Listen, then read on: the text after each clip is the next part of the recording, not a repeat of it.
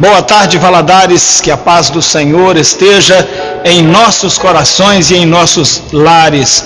Estamos iniciando aqui na TV Rio Doce, Canal 6, Governador Valadares, mais um programa Voz das Assembleias de Deus. E é para mim uma alegria muito grande ter a sua audiência conosco mais uma vez. Eu começo com as minhas palavras de agradecimento, agradecendo a você que nos recebe em sua casa, que abre as portas da sua casa para nos receber, e quando abre as portas da sua casa, abre também as portas do seu coração. Não é verdade? É uma relação de confiança. Você não está aí à busca de entretenimento apenas, você não está aí em busca apenas de passar tempo, porque para isso a TV te dá várias possibilidades, várias oportunidades, várias opções. Se você está aí comigo, ligado na nossa programação, é porque você sente o desejo de ouvir algo de Deus, você quer ser abençoado, você quer fazer com que a sua casa seja uma casa de bênção, uma casa de paz. Por isso eu te agradeço pelo carinho da sua audiência, pela simpatia da sua acolhida, e sei que nesta tarde, mais uma vez, o Senhor Jesus, Ele nos abençoará e fará com que a sua graça esteja sendo derramada sobre a nossa vida. No programa de hoje, nós teremos Escola Bíblica Dominical, onde estudaremos a questão do ministério profético e do dom de profecia, onde compararemos o ministério profético do Antigo Testamento com o ministério profético do Novo Testamento, e ainda vamos dar aqui algumas dicas para que nós não sejamos vítimas dos falsos profetas do tempo atual. Por isso, é imperdível a nossa programação, mas não fica somente por aí. Nós iremos louvar a Deus com lindas canções e ao final receberemos a poderosa palavra de Deus, que hoje vai falar sobre decadência espiritual, um problema muito comum neste tempo em que as pessoas estão amando mais as trevas do que a luz, porque as suas obras são más. Então é por aí que a gente vai caminhar, e por isso eu convido você para caminhar conosco. Essa programação só faz sentido por causa da sua presença ao nosso lado. Sem você do lado de lá, não faria o menor sentido nós estarmos aqui. Mas a palavra de Deus, que toca em nosso coração, quer também tocar no seu. E por isso, faz todo sentido você estar caminhando conosco, e a sua companhia na nossa caminhada, ela é fundamental. Fique conosco nessa programação que é feita para você e para a sua família. E agora eu dou a primeira parada na nossa programação, para que você possa louvar a Deus junto conosco com uma belíssima canção. E logo na sequência a gente volta já falando de Escola Bíblica Dominical, o Ministério Profético, o dom de profecia, diferenciando o falso e o verdadeiro profeta do Senhor ainda nesse tempo. Vamos louvar a Deus e a gente já volta se Deus quiser. Vamos lá.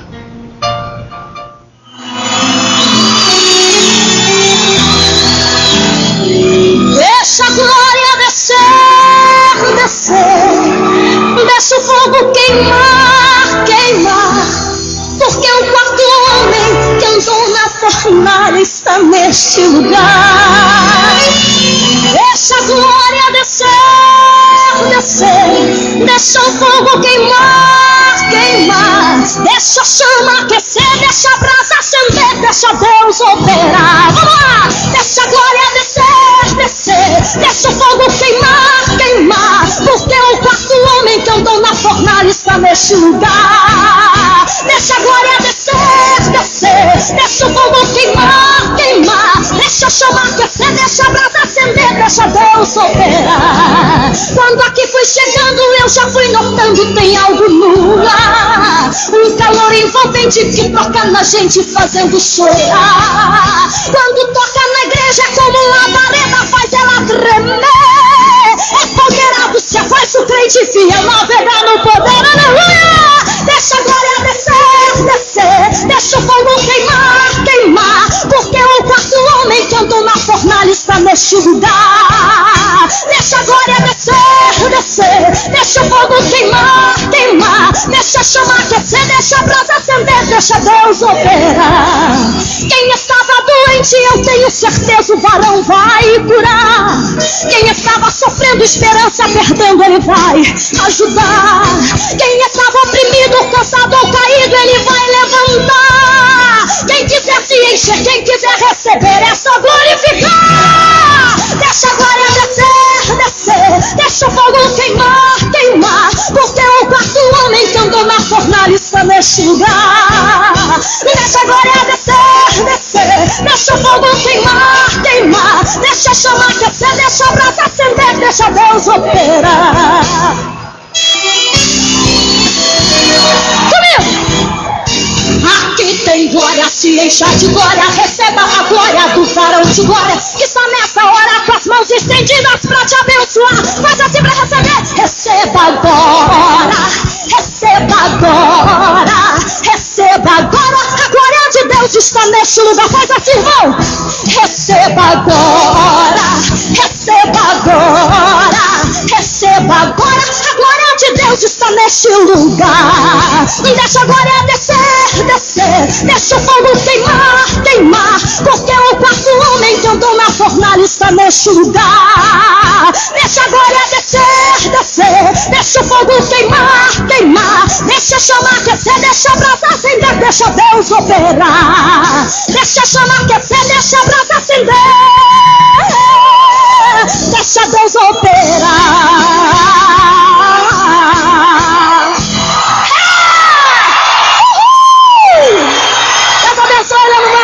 Estamos de volta logo após esse louvor e agora a mesa que está posta diante de nós tem um conteúdo maravilhoso, que é o conteúdo de nossa escola bíblica dominical de amanhã.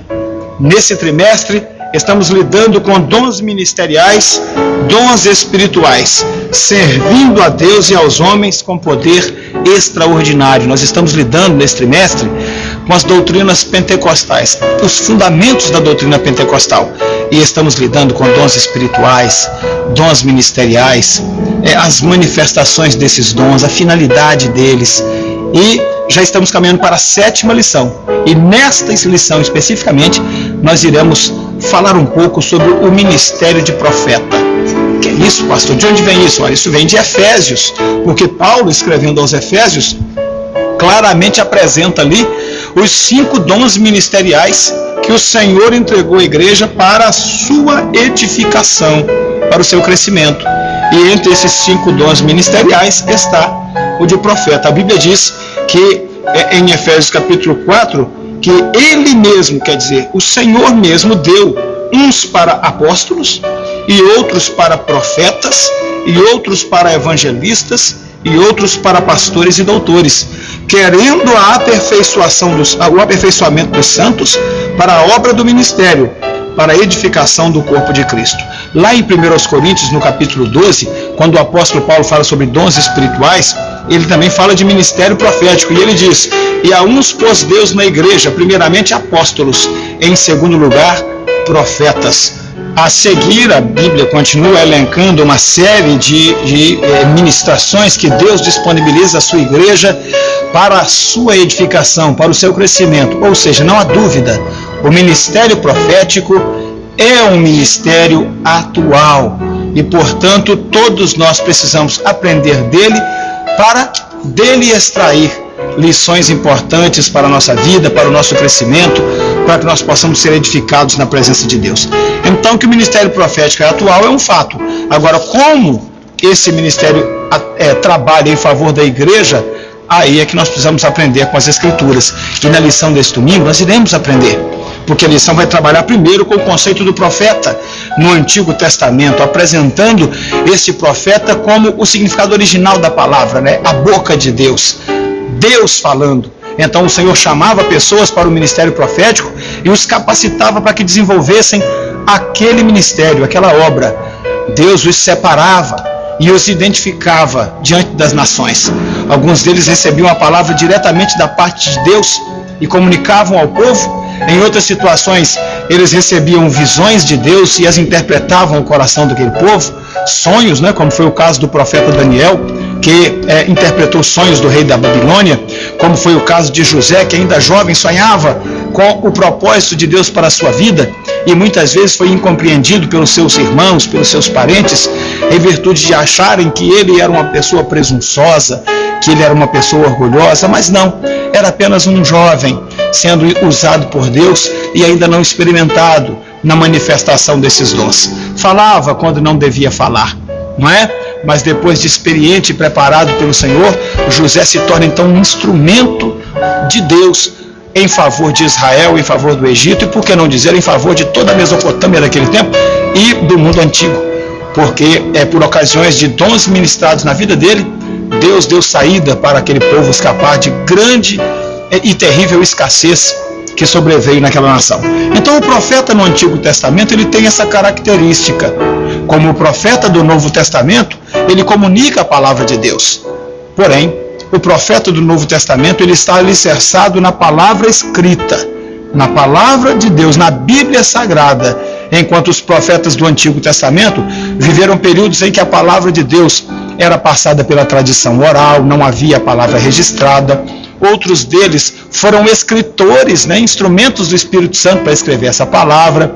Então a gente percebe essas diferenças no ministério profético do Antigo Testamento para com o Novo. Durante o Antigo Testamento houve um fenômeno que a teologia designa como profetismo. De acordo com o dicionário bíblico teológico da Casa Publicadora das Assembleias de Deus, esse movimento ocorreu ali por volta do século 8 a.C., não é? E era um tempo em que Israel se encontrava afastado da presença de Deus, contaminado pela idolatria, pela violência, por uma vida sexual promíscua, e Deus precisava então despertar aquele povo para um retorno, e ele usou muitos homens com palavras pesadas, palavras de muita autoridade. Muitos desses homens sofreram as consequências do seu ministério, porque Deus permitiu que eles passassem por provações terríveis, como foi Jeremias, como foi Ezequiel e tantos outros, mas eles cumpriram o propósito de Deus em suas vidas. Isso para nós é significativo, porque hoje existem movimentos no Brasil que querem resgatar o ministério profético do Antigo Testamento, querem ter a mesma honra, querem ter o mesmo reconhecimento que os profetas do Antigo Testamento tinham. Mas eu gostaria de saber se eles estão prontos também para a masmorra, para as prisões, para a ignomínia, para a vergonha, para o abandono, para a incompreensão.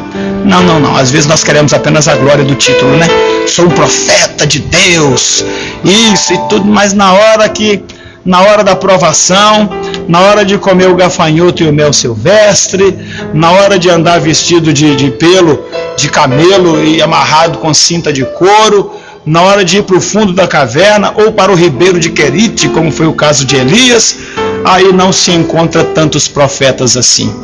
Na verdade, hoje em dia, os auto-intitulados profetas, no modelo do Antigo Testamento, que mesmo é o carro da última, o último modelo do carro, a mansão mais bonita, o avião mais confortável, bastante diferente, você não acha? Diante dessas considerações, vamos falar um pouquinho sobre o ministério profético do Novo Testamento, É interessante perceber que o termo profeta no Novo Testamento não perde o seu significado e nem a sua relevância. João Batista é o profeta de Deus que abre as palavras do Novo Testamento a respeito do ministério profético. E ele, como no modelo do Antigo Testamento, ainda porque ele viveu no período da transição, João Batista fala forte contra a impiedade de reis, contra o pecado praticado espontâneo e livremente em Israel. Então João Batista, ele é firme nessa posição. O apóstolo está à frente do profeta e junto com ele na edificação da igreja do Senhor. Aqueles a quem Deus chamou para serem fundadores de igrejas, aqueles que foram chamados para desbravarem campos ainda não alcançados, os apóstolos do Senhor. E a Bíblia diz: a uns deu o Senhor na igreja, primeiro apóstolos, depois profetas.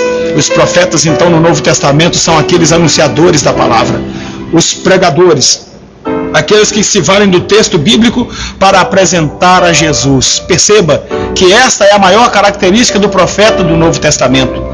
A sua palavra, todo o seu trabalho gira em torno de uma só importância: apresentar a Jesus Cristo como Filho do Deus vivo, como Salvador e Senhor de todo aquele que nele crê.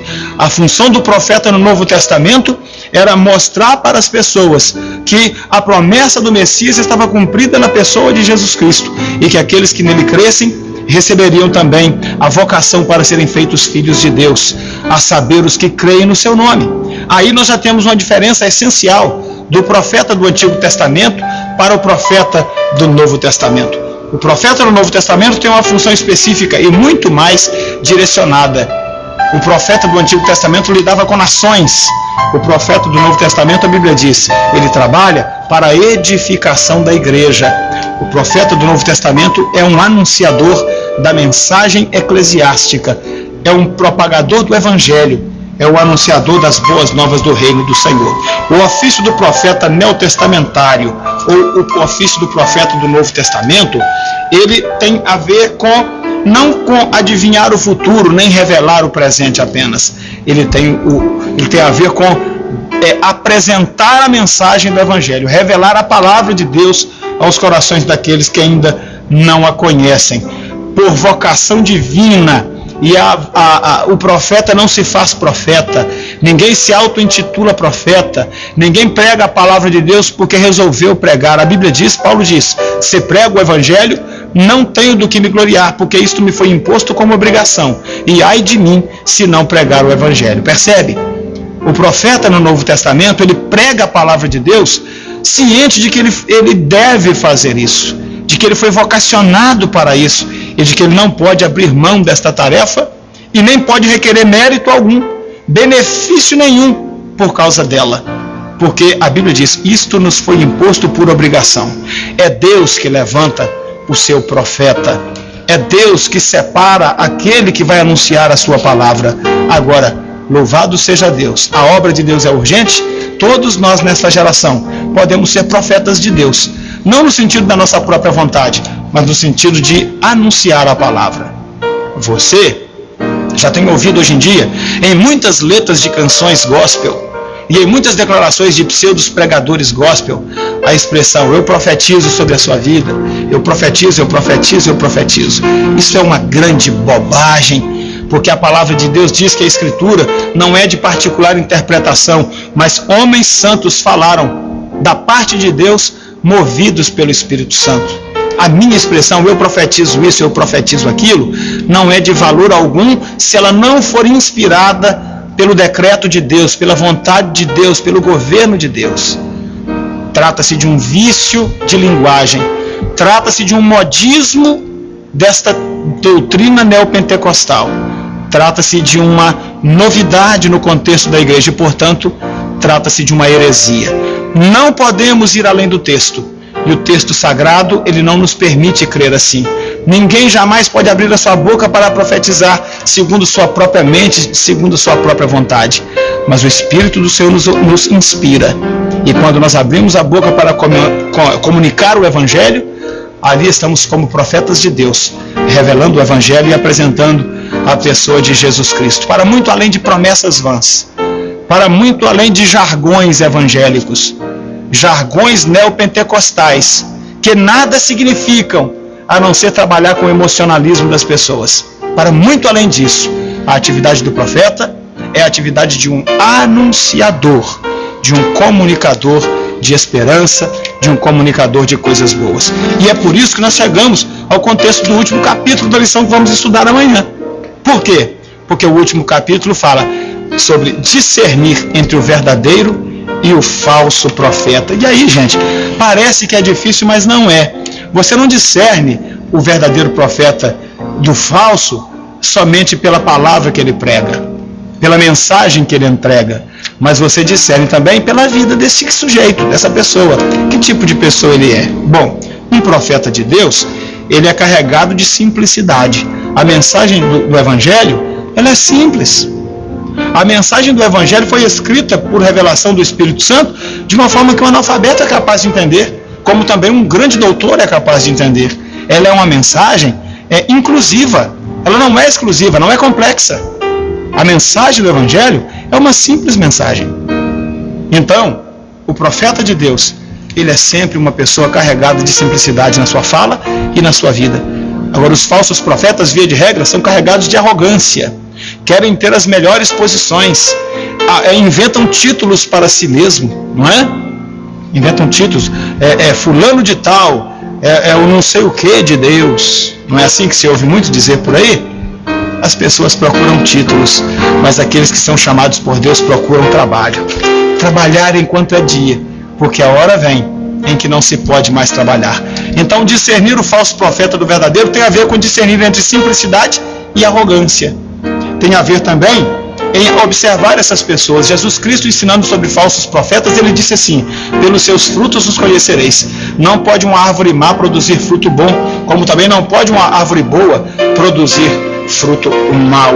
Se você quer reconhecer um verdadeiro profeta, um pregador genuíno do Evangelho, procure saber quem ele é. Não meça apenas a sua eloquência, a sua oratória, a sua intrepidez, aquele rompante de alguém com uma pseudo-autoridade. Não. Lembre-se que os magos do faraó realizaram diante dele também sinais como Moisés fez.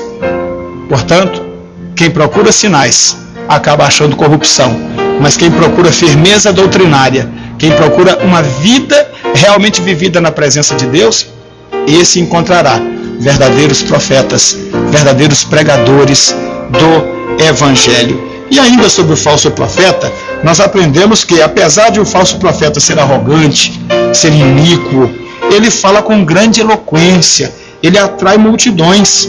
E isto faz com que muitas pessoas os reconheçam como verdadeiros ministros do Senhor.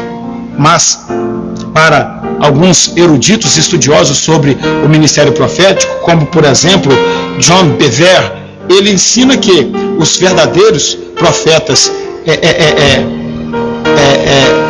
que ministram da parte de Deus para os nossos corações, eles estão presentes, ministrando em nome de Jesus nas nossas igrejas, nas nossas conferências. Muitos deles são itinerantes e às vezes por isso não são reconhecidos, mas o fundamental é que a mensagem que eles anunciam seja também a mensagem que eles vivem. Louvamos a Deus, não por aqueles aventureiros que passam por nós. Louvamos a Deus, não por aqueles que hoje anunciam a si mesmos os seus próprios ministérios, as suas próprias denominações.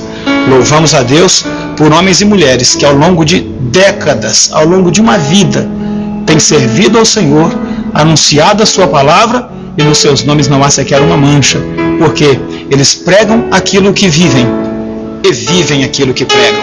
Que Deus te abençoe e que você possa encontrar nesses exemplos uma forma de identificar o joio que está no meio do trigo e assim não ser tragado por promessas vãs, por mentiras que têm sido anunciadas nesse tempo. Que Deus nos dê graça para que a mensagem do Evangelho seja genuína na nossa igreja, na nossa casa e na nossa vida. Amém? Se você quer mais detalhes sobre esse tema, amanhã na nossa escola dominical, mais de 1 hora de palestra bíblica, você poderá ver tudo isso aqui detalhadamente, com os textos bíblicos que a eles se referem, com todas as referências nas Escrituras, para que não fique apenas na palavra do pregador, para que não fique apenas na palavra do profeta, mas fique baseada e ancorada na palavra de Cristo. Esta sim é verdadeira e é eficaz. Agora a gente dá mais uma paradinha, vamos louvar ao Senhor mais uma vez, e ao término desse louvor eu já retorno com a palavra de Deus para o seu coração, falando sobre decadência espiritual. Deus tem uma palavra para a sua vida. Louvemos ao Senhor e a gente volta já. Vamos lá.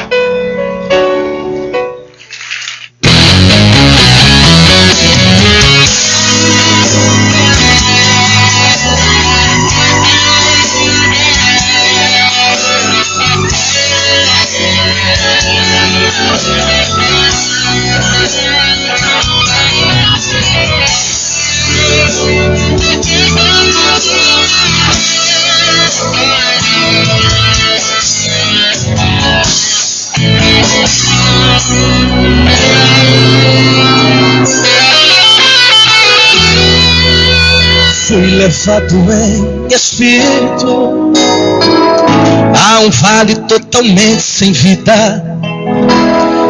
Deus queria me mostrar ali sua força e seu poder, mas aquele vale estava cheio com um exército sem vida, simplesmente ossos secos. Deus me fez andar ali, e o grande Deus me perguntou: pode esses ossos reviver? Aquele instante eu respondi: Senhor, tu sabes. Então me disse profetizar para esses ossos reviver. Profetizei segundo a ordem do Senhor. Vocês querem? Enquanto eu profetizava, isso aconteceu.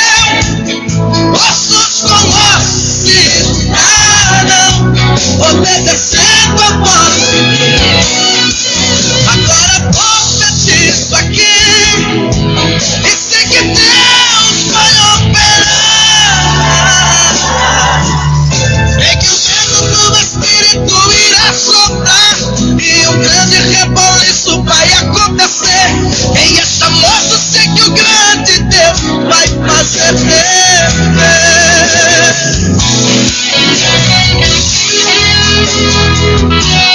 Aleluia, louvado seja o teu nome, Jesus, porque tu é fiel. Deus, tu é grande aqui hoje, aleluia. O homem aqui não é nada, Jesus.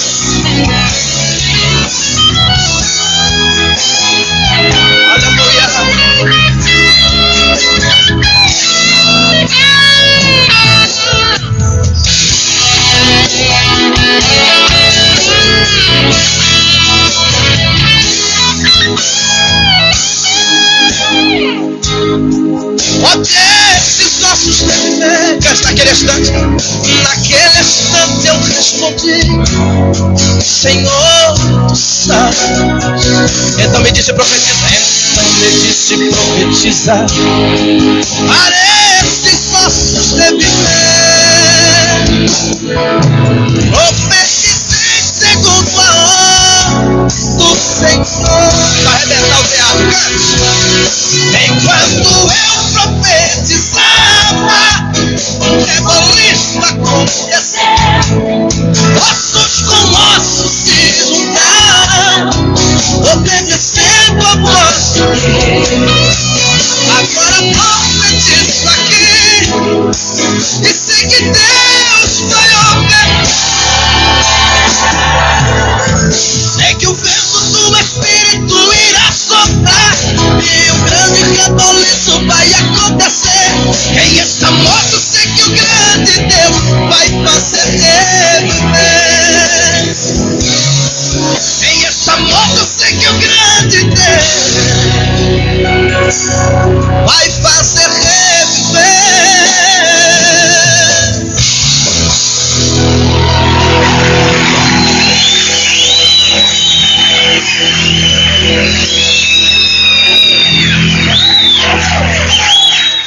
Estamos de volta logo após essa canção e pela graça de Deus para iniciarmos a última sequência da nossa programação, dividida em 2 blocos, que é a ministração da Palavra de Deus. Na abertura do programa eu te dizia que nós falaríamos hoje sobre decadência espiritual. E logo após a última parte do programa, antes da música, eu te fiz esse chamamento para que nós possamos discutir esse tema. Por que, pastor, falar sobre decadência espiritual?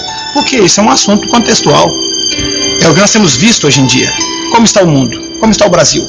Como está o governador Valadares? Basta ligar a televisão, basta ler um jornal, né? Basta ir para os sites de notícia na internet e nós iremos ver com clareza como está a nossa cidade, a nossa nação, como está esse mundo.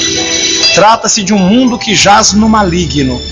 E quanto mais palavras, quanto mais propaganda se faz sobre um tempo de prosperidade, sobre um tempo de paz, quanto mais a gente ouve falar sobre isso, mais na verdade a gente percebe que o mundo está entregue a uma violência, a uma barbárie. Quanto mais o Estado se esforça, quanto mais as autoridades trabalham, mas os resultados são pífios, desanimadores. E nós louvamos a Deus, porque as autoridades, apesar disso, elas não desanimam. Elas continuam realizando seu trabalho, suas iniciativas, seus programas e planos, tentando combater a violência, tentando erradicar determinadas doenças, tentando combater a evasão escolar, tentando melhorar o sistema de saúde, mas as coisas sempre vão de mal a pior, sempre caminhando para o abismo. Por quê? Porque o mundo vive num cenário de decadência espiritual, que é exatamente sobre isso que nós iremos falar na mensagem desta tarde. Ora, se eu estou no mundo, logo a decadência do mundo é a minha decadência. todo prejuízo que o mundo, que esse planeta, esta estrutura sofre, ela me atinge. Se a inflação volta, se o desgoverno volta, se o caos volta, eu estou no meio do caos. Eu tenho filhos, eu tenho esposa, eu tenho negócios, eu tenho bens, e tudo isto está envolvido nesse grande sistema dominado por Satanás, que tem levado o Brasil e o mundo para cenários nunca antes imaginados. Você já tem acompanhado os noticiários? Tem visto o mar de sangue que corre Brasil afora? Não precisamos sair de Valadares para ver essas cenas. Estamos nos deparando com esses cenários de violência brutal e sem nenhum fundamento que a justifique. Porém, a palavra de Deus já nos anuncia isso. E nós podemos retroceder esse fato. Mas para que nós mudemos essa realidade, nós precisamos nos voltar para Deus. Esse é o maior problema. A geração na qual nós vivemos não quer a Deus, não quer compromisso com Ele, não quer voltar-se para a cruz, não quer se entregar a Jesus, não quer abandonar o pecado. E quando nós escolhemos o pecado, a Bíblia diz que Ele vai se vestir de nós como uma capa, como uma túnica, e Ele vai nos aprisionar. Mas quando nós abrimos a palavra de Deus no livro do profeta Ezequiel, no capítulo 10 e 11 do seu livro, nós encontramos Israel vivendo uma situação muito semelhante à do Brasil e do mundo atual. O povo judeu vivia um tempo de completo abandono de Deus. E a glória de Deus, a presença do Senhor, comumente encontrada no templo em Israel, ela então começa a se retirar, como sinalizando para o povo de Israel que algo precisava mudar, senão eles iriam perder a comunhão, a presença e a graça que Deus sempre lhes manifestou, desde quando chamou Abraão da terra de Ur, lá na Caldeia, para fundar essa belíssima nação. Em Ezequiel capítulo 10, nós vemos no versículo 4 a seguinte palavra: então se levantou a glória do Senhor de sobre o querubim para a entrada da casa, e encheu-se a casa de uma nuvem, e o átrio se encheu do resplendor da glória de Deus. Olha, embora o final desse versículo fala do resplendor da glória de Deus, o seu contexto total fala de um princípio de decadência espiritual. Israel se encontrava na plenitude da presença de Deus, e a presença do Senhor se manifestava no templo sobre um móvel construído por ordem de Deus, a Arca da Aliança. Sobre essa arca, a tampa do propiciatório, e sob a tampa do propiciatório, os querubins. Duas estátuas de querubins, de frente uma para a outra, com suas asas postas em adoração. E a Bíblia diz que a glória de Deus se manifestava entre os querubins. Mas o versículo 4 que acabamos de ler, a Bíblia está dizendo que os querubins, que então a glória do Senhor se levantou de sobre os querubins e foi para a entrada da casa, no átrio exterior. Quem não conhece a arquitetura do templo em Jerusalém fica meio perdido para entender esta cena, mas quem conhece sabe que o templo, a parte interna do templo, era caracterizada pelo lugar santo e pelo lugar santíssimo. No lugar santíssimo estava a Arca da Aliança, e ali a glória de Deus se manifestava. No lugar santo, os instrumentos, os utensílios do sacrifício judaico, e para fora da primeira grande porta do lugar santo estava o átrio, exatamente o átrio interno, para onde a glória de Deus se transportou. Você sabe o que a Bíblia está dizendo a esse respeito? O centro da manifestação da glória de Deus era o lugar santíssimo, mas o pecado do povo começa a produzir um afastamento do Espírito Santo. E a palavra de Deus nos ensina: olha, o Senhor está convosco, enquanto vós estiverdes com Ele. Se o buscardes, o achareis, mas se o deixardes, Ele vos deixará. Então, a presença de Deus começa a se afastar da vida espiritual do povo de Israel. Do lugar santíssimo, a presença de Deus agora se manifesta no átrio. No átrio não é lugar da presença de Deus estar. O átrio não é o lugar ideal para a manifestação da presença de Deus. O lugar onde Deus quer se manifestar, o lugar que foi separado por Deus para a sua manifestação, é o lugar santíssimo, é o centro das nossas vidas, é o âmago da nossa adoração, muitas pessoas estão como os judeus, carregando uma vida religiosa, mas a presença de Deus já não está mais no lugar santíssimo, não está no eixo central de sua adoração. A fé deixa de ser o propósito da sua vida e passa a ser apenas uma parte dela.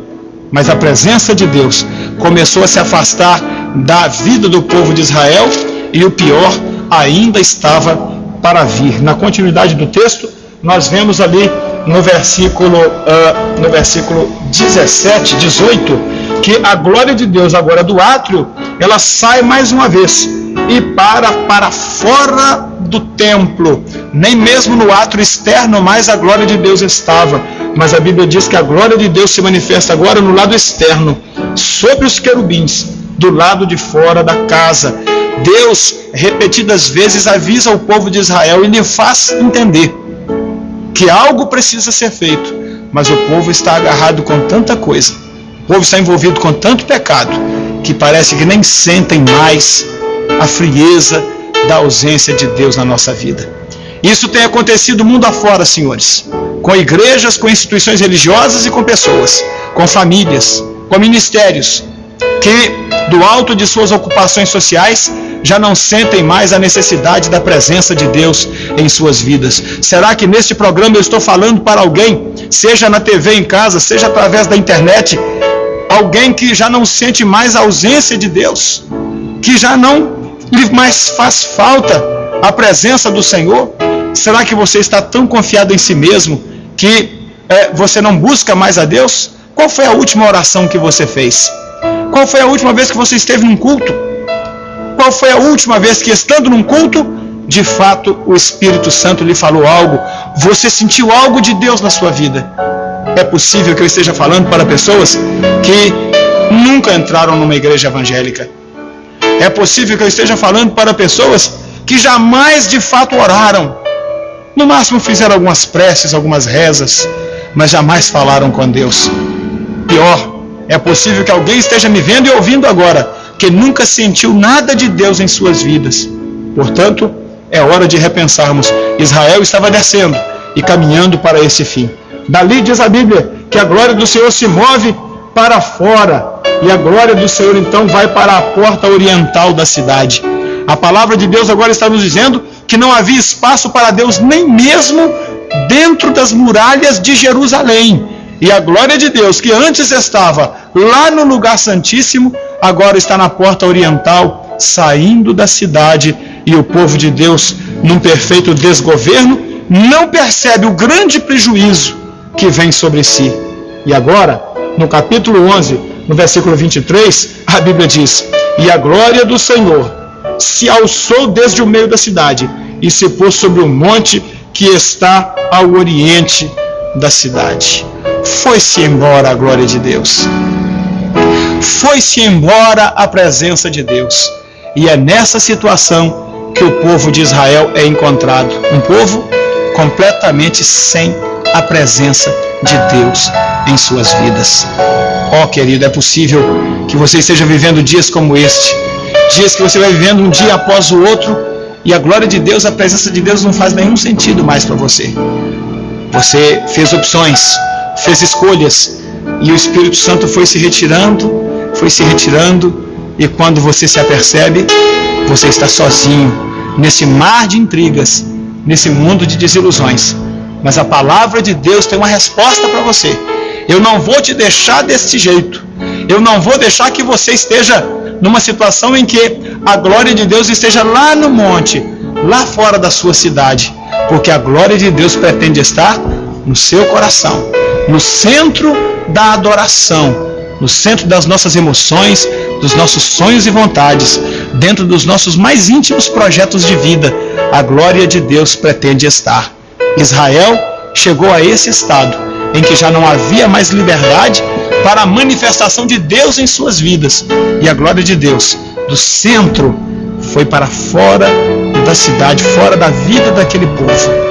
E o Espírito de Deus está falando ao seu coração, porque pode ser que pessoas que estão me ouvindo já foram bênçãos nas mãos de Deus, mas agora estão vivendo vidas vazias, vidas sem esperanças. Mas o Senhor tem uma palavra abençoadora para você. E daqui a pouco eu vou te entregar um recado de Deus, para que a sua vida possa mudar. Agora eu dou uma paradinha e nós iremos louvar ao Senhor. E daqui a pouco a gente volta com a conclusão desta mensagem que vai te tirar dessa situação negativa e fazer com que a glória de Deus ela volte a estar no centro do seu coração. Louvemos a Deus e daqui a pouco a gente retorna com o encerramento desta mensagem. Vamos lá.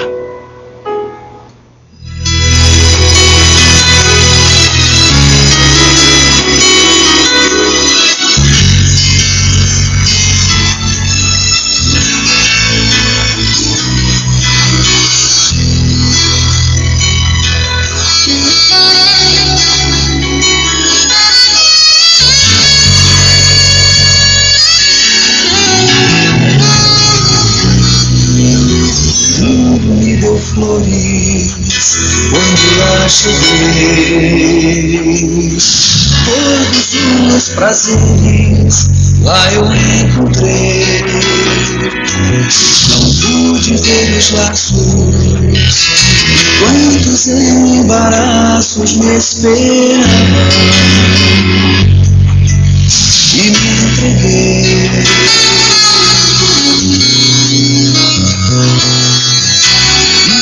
Eu acordei sem paz, meu coração jogado à própria sorte e a solidão, lembrando do meu pai e a dor no seu olhar quando ele partiu. Eu resolvi voltar e aos seus pés me humilhar, dizendo: Senhor, não mereço teu perdão, como o teu servo mais humilde quero ser.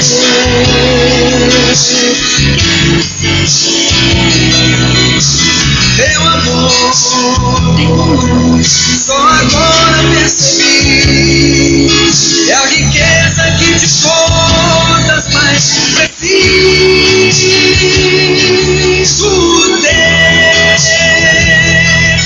Com ternura me abraçou, os meus erros esqueceu, e em festa meu regresso anunciou. Quem no mundo pode estar sem recompensa e esperar uma tão marcante prova de amor?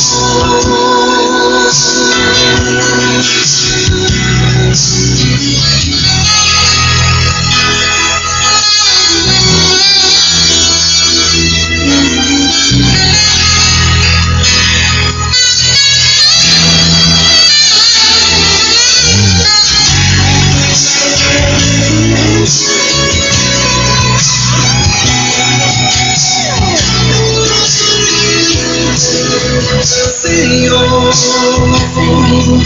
não mereço teu perdão, como o teu servo mais humilde quero ser.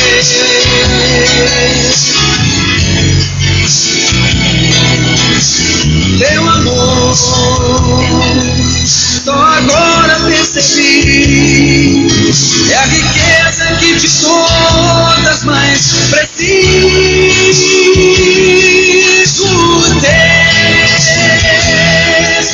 Com ternura me abraçou, os meus erros esqueceu, e em festa meu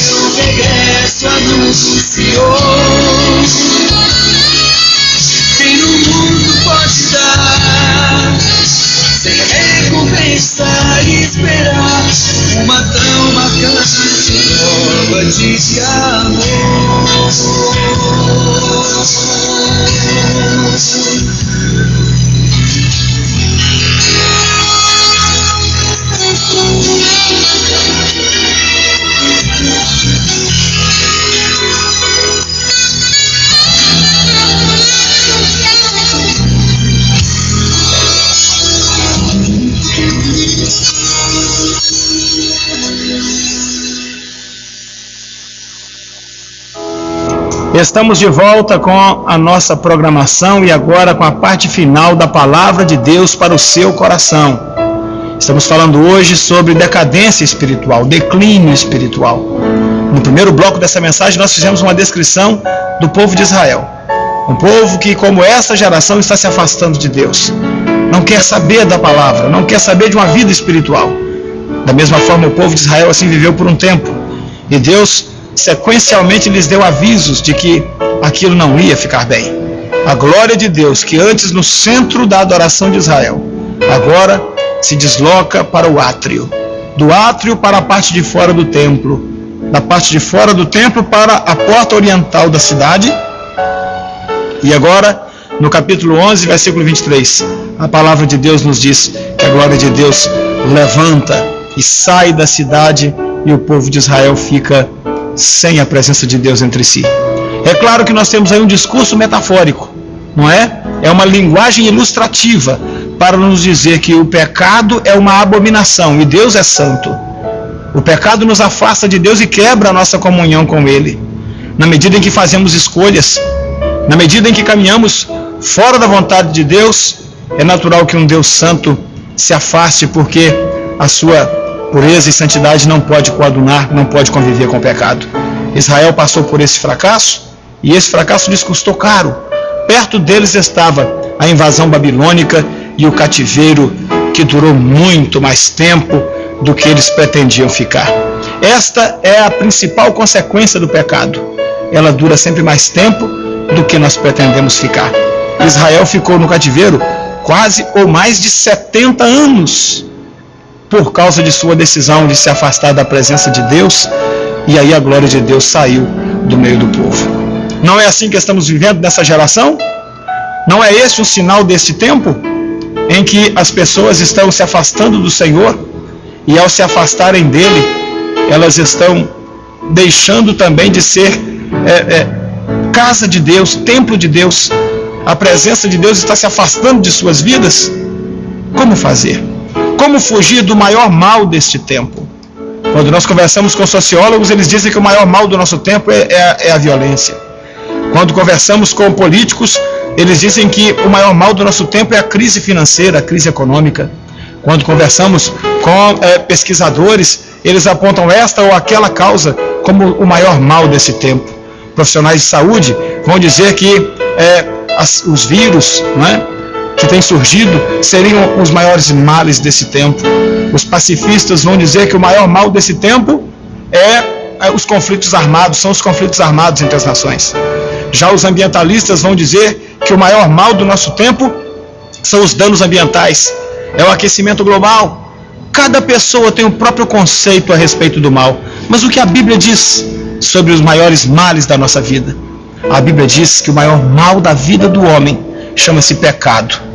O pecado é um instrumento de Satanás para quebrar a comunhão humana com Deus. Mas como se livrar do corpo desta morte? Como encontrar solução para a sua vida? Como encontrar um novo caminho, uma nova jornada? Nós encontramos no Evangelho de Lucas, no capítulo 15, uma história bastante conhecida, que eu quero parafrasear para vocês. Não vou ler o texto, mas ele pode ser encontrado aqui em Lucas capítulo 15, a partir do versículo 11, que é a parábola do filho pródigo. Aqui nós temos uma metáfora pelo contrário. Lá em Israel, a presença de Deus foi saindo do meio da nação por causa do pecado. Aqui nós temos um jovem que está fugindo da presença do pai. Ele decide sair de sua casa. Ele decide por um ato de desobediência contra a vontade do pai. E a presença do pai lhe faria muita falta, mas ele não sabia. E agora esse rapaz, vivendo numa terra distante, gastou todos os bens que possuía. E ele então começa a passar fome. E passando fome naquela terra, ele se lembra da casa do seu pai. Ele decide voltar para ela. E quando ele volta para sua casa, já com um discurso bem armado em seu coração, de chegar e confessar a seu pai que ele não era digno de ser chamado de filho, mas que ele queria um emprego naquela fazenda, a Bíblia diz que o seu pai o perdoa, o abraça e o beija, e o recebe com alegria, o recebe de novo na casa, e faz uma grande festa, porque o seu filho que estava morto reviveu, o seu filho que estava perdido ele foi achado. A presença do Pai retornou a fazer a diferença na vida daquele jovem, porque em algum momento de sua vida de distância, ele levantou seus olhos para os céus e decidiu voltar para onde ele nunca deveria ter saído. Que analogia nós temos da parábola do filho pródigo em relação à profecia de Ezequiel? A mesma. Nós não podemos viver longe da presença do Pai. Não podemos viver longe da glória de Deus. Ainda que possamos viver por um tempo, mas os nossos recursos se acabam rápido. Olha, queridos, algumas pessoas estão vivendo longe de Deus por causa do seu dinheiro. Recentemente, na história do Brasil, nós vimos o testemunho ou a experiência de um ex-milionário brasileiro que agora está com todos os seus bens bloqueados pela Receita Federal. Circulava nas grandes pistas do governo federal. Era frequentemente visto em festas regadas a vinho e champanhe caríssimos. Mas de repente os seus negócios entraram em conflito, em crise, e esse homem está hoje com as suas empresas todas falidas, todas em concordata, todas abrindo falência, algumas delas sendo alvo, inclusive, de intervenção por autoridades, e ele, que antigamente vivia cercado de amigos, agora não se vê mais as suas festas, as suas fotografias, as suas publicações em revistas e em organismos sociais. Os recursos humanos, eles acabam rápido. Quantas pessoas que desfrutavam de saúde forte e por causa disso estavam distantes de Deus. Não queriam saber de Deus. Para que Deus? Tenho dinheiro e saúde, não preciso de mais nada nem de ninguém. E agora, quando procuram um médico para um check-up ou para um exame, recebem uma triste informação, que o seu tempo de vida é curtíssimo e ninguém mais pode fazer nada por eles, a não ser ir prolongando mal e porcamente a sua vida, sem qualquer garantia de que essa vida tenha qualidade. E agora? Os recursos humanos acabam muito rápido. Na medida em que a glória de Deus ia se afastando do povo de Israel, o cativeiro da Babilônia ia se aproximando deles. Na medida em que o filho pródigo ia se afastando da casa do pai, os seus recursos começaram a ser gastos. Esta é a palavra de Deus para o seu coração nessa tarde. Até quando você vai continuar gastando os poucos recursos que pela misericórdia de Deus ainda te restam?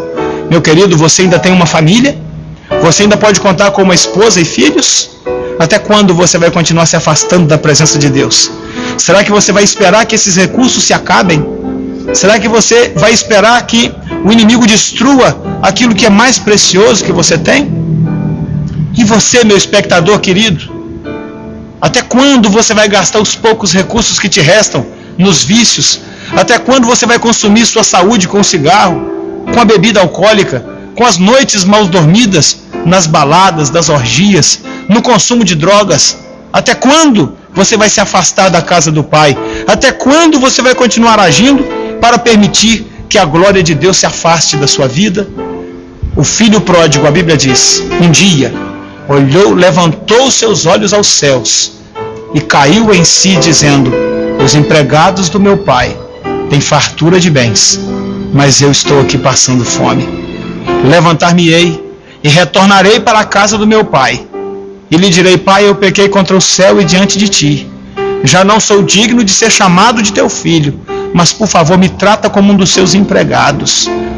E dispondo isso no seu coração, esse jovem levantou e retornou para a casa do seu pai. Oh, louvado seja o nome do nosso Deus, que o seu pai o aguardava com um abraço, com um beijo, com perdão, com misericórdia e com mais uma oportunidade. O resumo desta mensagem para o seu coração nesta tarde é exatamente isto. A glória de Deus quer voltar para a sua vida. A glória de Deus quer sair da montanha e voltar para as suas portas. Das suas portas para o seu átrio, e do seu átrio para o centro da adoração da sua vida. O seu pai te espera com o anel da família, com vestes novas, com uma festa. A glória de Deus precisa retornar para o lugar central da sua vida. Você precisa dispor-se nessa tarde a abrir mão daquilo que tem retirado a glória de Deus da sua vida, afastado a presença de Deus do seu coração. E somente assim você encontrará a felicidade. Que o Espírito Santo nessa tarde ilumine o seu coração. que você finalmente se deixe quebrantar pela palavra. Ó querido, não permita que essa oportunidade passe pela sua vida e que você não possa mais desfrutar da oportunidade e da presença desse Deus tão poderoso. O Espírito Santo te chama, ele te convida para um concerto. Ele diz: filho, eu quero habitar em seu coração, eu quero retornar para o centro da sua vida. O Pai te chama e te espera, dizendo: volta correndo, ainda há tempo de você voltar. Eu te espero com o bezerro cevado, eu te espero com o anel da família, eu te espero com água para que você se lave, e a água é a palavra de Deus. Jesus te chama para uma nova vida na presença dele. Ele te chama para que a glória dele possa ser o centro do seu viver. Os seus vizinhos, os seus amigos, você já não será mais para eles o assunto da zombaria, a última piada da semana. Ó querido, pelos bares onde você anda, pelos caminhos que você escolhe, você tem sido instrumento de derrota, uma história mal contada, uma palavra que ninguém tem prazer de dizer, mas o Pai está dizendo: ele te espera, ele te chama. Ó minha querida, meu querido espectador, você às vezes tem sido figura carimbada na fila dos hospitais, nos gabinetes dos psicólogos, e nada é resolvido na sua vida. O seu problema, o médico não vai poder resolver. Você precisa voltar para a casa do Pai. Você precisa ser alvo da glória de Deus, porque somente assim você encontrará a razão do seu viver. Que nesta tarde o Espírito de Cristo te ilumine e te abençoe, e que as portas dos céus estejam abertas sobre a sua vida. Que você então permita que Deus volte a habitar em seu coração, que você volte correndo para os braços do Pai, com a firme convicção de reconhecer-se como pecador e de clamar pela misericórdia divina. E desta maneira o sangue de Cristo será eficaz sobre a sua vida mais uma vez. Seus pecados serão apagados e a glória de Deus poderá voltar para o lugar santíssimo que está no interior do seu coração, onde a palavra de Deus quer habitar. Que Deus em Cristo nos abençoe. Eu quero orar pela sua vida, pela sua casa, desejando que essa programação tenha tocado ao seu coração e que você possa ser mudado por ela. Feche os seus olhos e vamos clamar ao Senhor. Amado Deus e Pai, a tua palavra severamente nos adverte nesta tarde a respeito do propósito do Senhor em estar conosco, mas da impossibilidade do Senhor de conviver com o pecado. Ó Senhor, em nome de Jesus, que essas barreiras que existem em nós não sejam instrumentos para que nós percamos a comunhão contigo, mas que nós possamos firmemente tomar uma atitude, uma postura nova, fecharmos o nosso semblante, endurecermos, Senhor, o nosso caráter, para que possamos resistir às tendências malignas desse tempo e ter vidas santas que permitam que a tua presença esteja em nós. Ó Senhor, aquele que nos ouve, aquele que nos assiste, aquela que nos vê neste momento, e que a sua vida não permite nesse instante que ele seja a habitação tua. Senhor, que ele possa estar confessando o teu nome agora, que ele possa estar recebendo perdão pelos seus pecados agora, que o sangue carmesim e precioso de Jesus Cristo faça a limpeza que somente ele pode fazer, e que esta criatura volte a ser, ou passe a ser, morada do teu Santo Espírito e, portanto, um portal para a manifestação da tua glória. É isso que nós desejamos, Senhor, e por isso nós clamamos a ti, em nome de Jesus Cristo, nosso Senhor. Amém e amém. Meu amado, nós encerramos a nossa programação deste sábado e nos despedimos de você com a calorosa saudação de paz do Senhor. Que Deus em Cristo te abençoe, que essa palavra te ilumine e que a sua vida seja um portal das manifestações da glória poderosa do nosso grande Deus. Que você tenha sido abraçado pelo Pai e que você nunca mais se afaste da presença dele, no nome glorioso do Senhor Jesus Cristo. Nós nos encontramos no próximo sábado. Até lá.